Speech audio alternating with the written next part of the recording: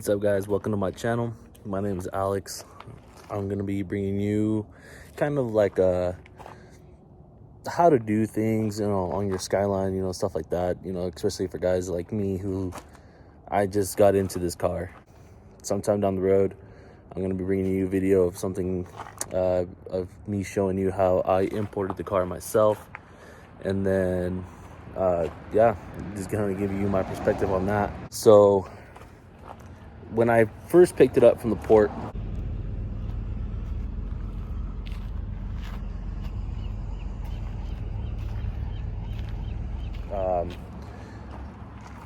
the battery was completely dead. One of the things that when I went out to check the car, I went to go turn the key and I had no resistance on the key. I didn't know if that's just how they all came or whatever. The car did come equipped with a aftermarket push button start. I'm not much of a fan of it. I'm really not. I really want a key. But I don't know, that might change sometime down the road. I might end up going with like a ghost key setup, especially with today's vehicle car theft rate. And I worked hard for this car and I don't want to just see it be gone. But yeah, so that might come sometime down the road. But for now, what we got here in the box from TerraFirm is a new ignition switch. I tested it out. They gave me the resistance that I wanted. But yeah, we're gonna go ahead and jump into it. And if you guys are curious what the car looks like, this is it right here. It is a 1998 Nissan Skyline GTST, as you see right there, 40th anniversary. I got this car from B Ford in Japan. It's not necessarily in perfect condition. Like if you can tell, definitely not the way I would have gone away about it with the body kit. So I mean, this is all stuff that we're gonna be changing sometime down the road. But she's smooth, man. Like, good car. I feel like I didn't overpay for it. But anyway, let's go ahead and jump into the video. Let's go ahead and open this box. I already opened it, but at least so you guys can see what we're dealing with here. Just a receipt.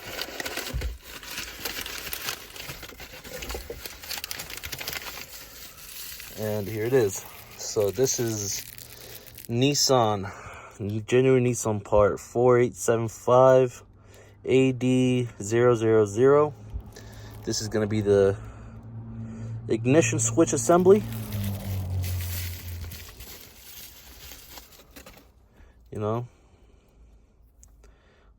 Typical ignition switch. But here was the problem with mine. So if you can see, I got my key. If I can find the keyhole. Anyway, you get the chime, but no resistance. The only thing you get is when you lock it all the way back, you can take it out. But other than that, that's just how that goes. And then over here, this is the push button start that came with the car. So toggle switch gives you the power, and then you can just go ahead and start the car. But reason I'm switching it out, not only is it because I want a little bit of extra security, is just anybody could come in my car basically and start it and move it. I mean, sure, the steering wheel will be locked, but who's to say someone can't get in there with a screwdriver and mess with it? So this can bring me a lot more peace of mind. But yeah, so let's go ahead and jump into it. We'll start taking apart this plastic piece right here, and then yeah, we'll get into it. All right, guys.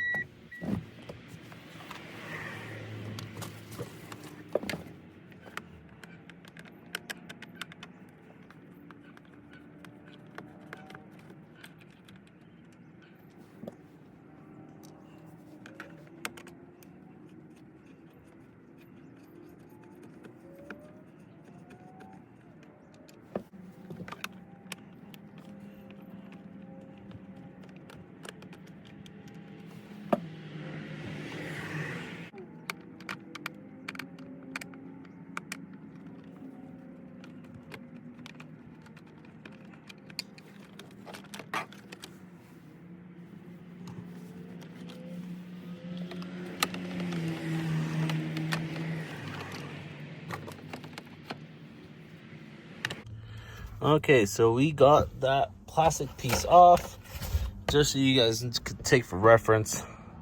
You know, this piece is gonna sit like this. It's the bottom piece, but you can see where the screws are gonna be.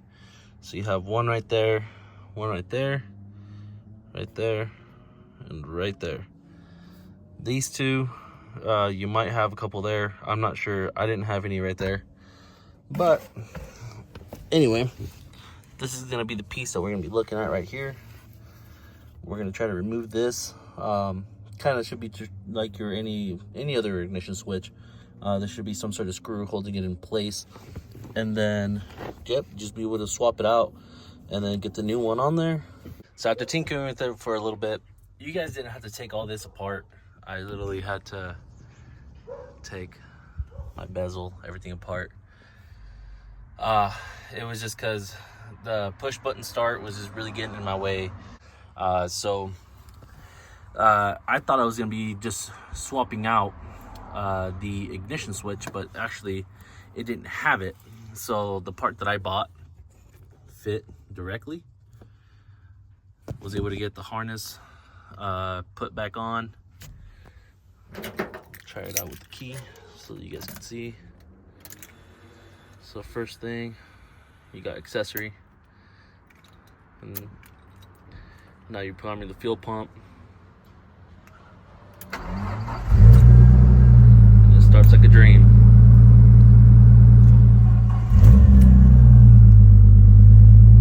So bye-bye push button start.